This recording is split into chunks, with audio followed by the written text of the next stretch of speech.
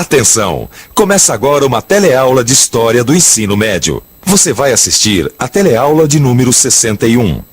Bons estudos!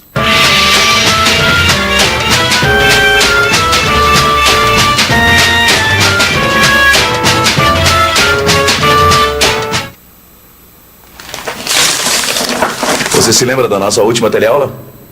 Bom, foi quando a gente viu como o regime do Estado Novo chegou ao fim em 1945 com o golpe de 29 de outubro.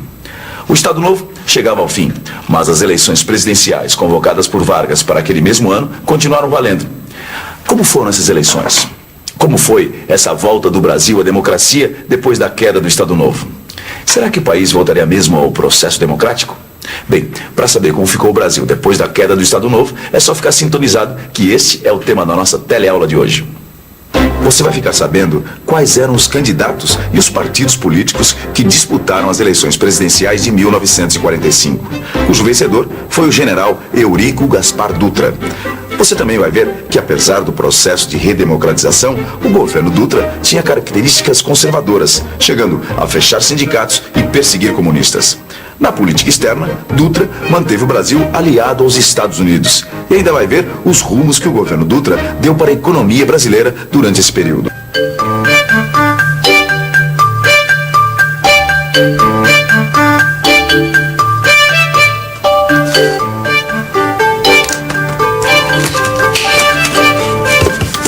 O ano de 1945 foi um ano particularmente agitado no Brasil, principalmente por causa das eleições presidenciais.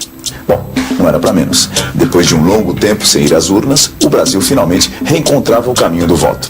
A expectativa era muito grande. Um golpe pusera um ponto final no Estado Novo e o Brasil realmente parecia estar se reencontrando com a democracia. São 4 os principais partidos políticos que disputam a presidência. A UDN, a União Democrática Nacional, um partido que nascera como oposição ao Estado Novo e que tinha como candidato o brigadeiro Eduardo Gomes, antigo líder das revoltas tenentistas. Depois, o Partido Social Democrático, o PSD, ligado ao antigo regime e que tinha como candidato o general Eurico Gaspar Dutra, ex-colaborador de Vargas durante o Estado Novo. O PTB, Partido Trabalhista Brasileiro, que também apoiava o general Dutra. E, finalmente, o quarto, o PCB, o Partido Comunista Brasileiro, que tinha como candidato Iedo Fiuza. Bem, as eleições presidenciais de 45 aconteceram sem problemas. As urnas foram abertas e com cerca de 55% dos votos foi eleito o presidente do Brasil, general Eurico Gaspar Dutra. Dutra foi eleito prometendo redemocratizar o país. Mas o que se viu depois da sua posse foi uma administração elitista e conservadora. 2 de fevereiro de 1946. Tem início os trabalhos da Assembleia Nacional Constituinte. Espera-se que a nova Constituição coloque o país novamente no caminho da democracia. Há, de fato, alguns avanços, como o restabelecimento de eleições diretas para o Executivo e Legislativo. Mas a maioria conservadora que estava elaborando a nova Carta acabou mantendo intactos os principais aspectos da Constituição que vigorou durante o Estado Novo. Esta continuidade, por assim dizer, das regras que já estavam determinando o jogo do poder, até que é fácil de entender. É que apesar de Getúlio Vargas ter sido deposto, os políticos que agora estavam no poder representavam mais ou menos as mesmas forças que já estavam antes. É o caso do próprio presidente Dutra, um antigo colaborador de Vargas e um dos articuladores de sua queda. Além disso, a composição da Assembleia Constituinte de 46 estava longe de ser pluralista, de representar os interesses de vários setores da sociedade. Veja o que disse Aliomar Balieiro, um representante da oligarquia baiana. Diz Balieiro: se se fizer um inquérito da composição social e profissional desta Assembleia, verificaremos que todos nós, ou pelo menos nossos parentes, saímos das classes agrárias, que se têm libertado sempre do pagamento de impostos, que então passam a recair sempre diretamente sobre o proletariado. O que esses operários estão fazendo é uma encenação, mas essa cena poderia perfeitamente ser verdade. Quer ver? Senhora, a senhora já participou de alguma greve? Já. O que a senhora reivindicava na greve? Participação e resultados. Problema de atraso e salário. Você já participou de alguma greve? Já. Por que você fez greve? A empresa não fornecia ferramenta e a gente queria melhor condição de trabalho. Fizemos pela demissão em massa. 247 funcionários foram mandados embora e nós paramos a empresa para que não houvesse mais demissão. Você já fez greve? Já. Por que você fez greve? Reivindicando comissão de fábrica, cesta básica e condições de trabalho melhor para todos. Pelo melhor condições de trabalho e pelo salário. É isso aí. Assim como esses trabalhadores do nosso tempo, os operários da época do presidente Dutra também reivindicaram melhores salários. A diferença é que se hoje esse tipo de manifestação nos parece normal, naquela época não era bem assim. Conservador, o presidente Dutra não via com bons olhos aquelas mobilizações. Mesmo assim, o movimento trabalhista ia crescendo e lutando por melhores salários. Começaram as greves. O governo Dutra não estava gostando nada daquelas greves. Ele não conseguia ver aquilo como uma simples reivindicação salarial. Para ele, as greves estavam sendo manipuladas pelo comunismo internacional. O governo não teve dúvidas e a reação foi implacável. Entre 1947 e 1950, mais de 400 sindicatos sofreram a intervenção federal, além da prisão de inúmeras lideranças sindicais.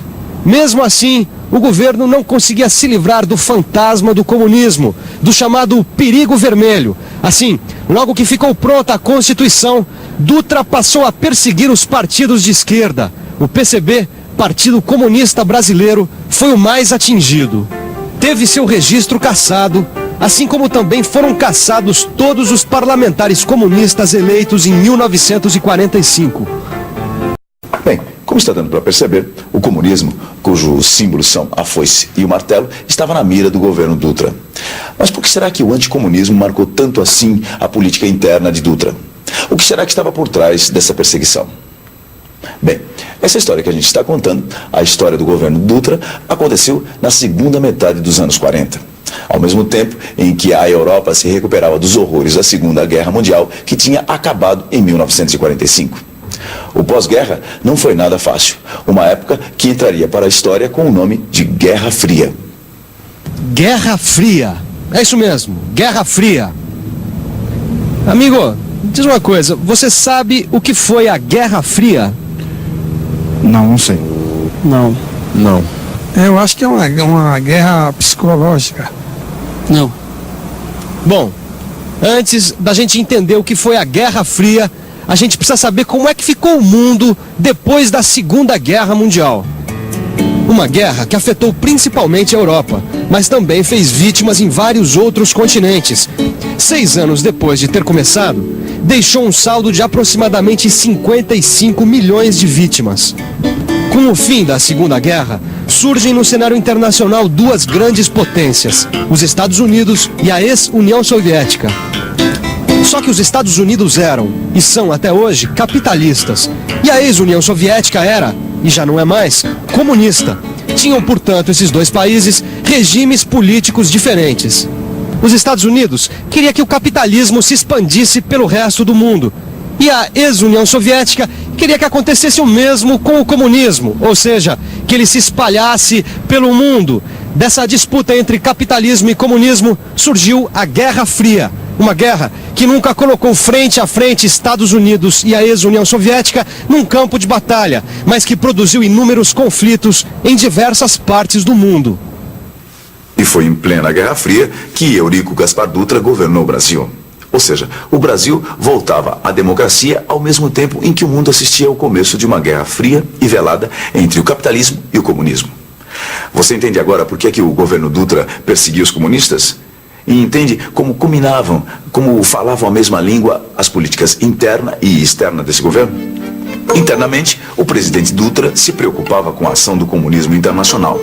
Para Dutra, os comunistas estavam manipulando os sindicatos brasileiros, por isso tinham que ser barrados. Portanto, seria mesmo de se esperar que a política externa do governo Dutra estivesse sintonizada com a política do governo norte-americano na sua tentativa de igualmente barrar o comunismo e a ascensão da ex-União Soviética. Nesse ponto há uma grande diferença entre os governos de Getúlio Vargas e Dutra. Enquanto o ex-presidente Vargas sempre procurou obter alguma vantagem na negociação do alinhamento com os Estados Unidos, o presidente Dutra já tinha outra postura. Para ele, o objetivo permanente da política externa era o alinhamento aos Estados Unidos.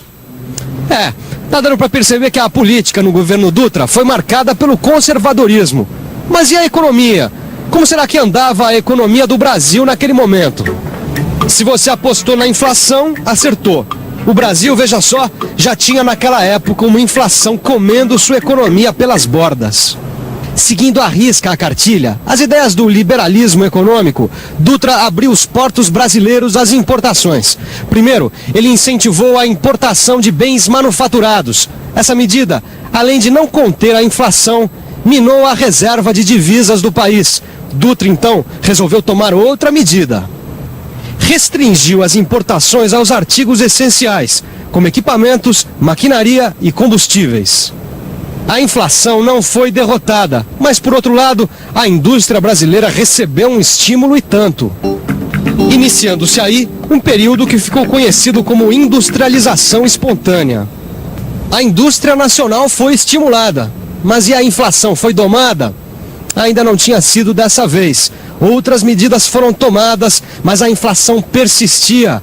Dutra, então, resolveu dar a sua última cartada. Ele determinou o arroxo salarial, uma saída para conter a espiral inflacionária. Uma medida que, mais uma vez, viria a demonstrar a fidelidade do presidente Dutra às ideias, aos postulados do liberalismo econômico. Bom, esses foram os principais fatos que ocorreram durante o governo Dutra. Mas para que não sobre nenhuma dúvida, o melhor que a gente tem a fazer é uma boa revisão do que aprendeu hoje. E atenção, se liga aí que é hora da revisão. Na teleaula de hoje, você viu como foi a redemocratização do Brasil depois do fim do Estado Novo. Quando o general Eurico Gaspar Dutra é eleito presidente do Brasil. Você ficou também conhecendo que no campo político e social, o governo Dutra tinha características conservadoras, chegando a fechar sindicatos e perseguir comunistas. Na política externa, Dutra manteve o Brasil aliado aos Estados Unidos, que tinham como meta principal barrar o avanço internacional dos comunistas. Por fim, você ficou sabendo como foi a política econômica do governo Dutra. Na próxima teleaula, você vai ver que, apesar de ter sido deposto, Getúlio Vargas consegue se reeleger presidente do Brasil. Agora, como foi essa volta? O que aconteceu? E por que Getúlio Vargas acabou se suicidando? Você está vendo que não dá para perder na nossa próxima teleaula. Então, até lá.